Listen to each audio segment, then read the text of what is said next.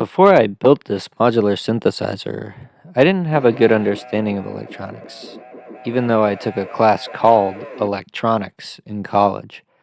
But I discovered Moritz Klein's YouTube channel where he builds a bunch of synth modules on a breadboard and gives an intuition for how the design works.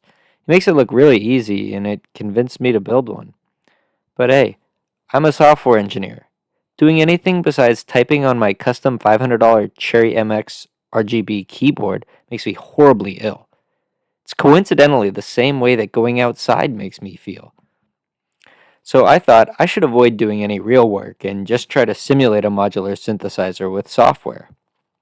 Well, the first thing that you'll find when looking into analog circuit simulation is this tool called SPICE, which was invented in the early 70s for integrated circuits, and it's basically a loose specification for a domain specific language to specify differential equations with algebraic constraints. It's become the de facto tool for anyone that's building analog circuits, and it's a little unfortunate because I think the tooling is pretty bad and it's painful for beginners like me to pick up on. But I decided to give it an honest try, and I was told that looking into KiCad as a way to graphically build my Spice models is a good start, since the most popular open source Spice flavor, NG Spice, is integrated right into KiCad. And what you've been watching is me doing a simple simulation of an RC low pass filter driven by an AC voltage source. So I tried a few other tools though, Mathematica's Wolfram System Modeler and Simulink. The former is expensive but pretty usable, but my free trial ran out, and the latter is just god awful, and I don't want to touch it with a 10-foot pole.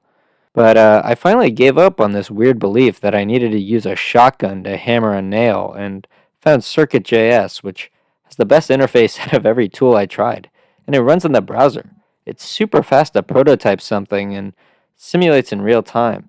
It also has this huge library of example circuits to teach the fundamentals of electronics. That same RC analysis from earlier is way easier when all I have to do is open up the example circuit, and it even does a frequency sweep so I can see the amplitude attenuation. Anyways, even though I don't really use Spice, I think it's super cool that manufacturers will provide a Spice model that is really detailed, down to having parameters like how temperature will affect the part and even how the part will change as it ages. So I see why the Spice is really valuable. I just don't think it's a good tool for beginners. Anyways, in the next video, I'll get into how I started buying my components and building up my electronics lab.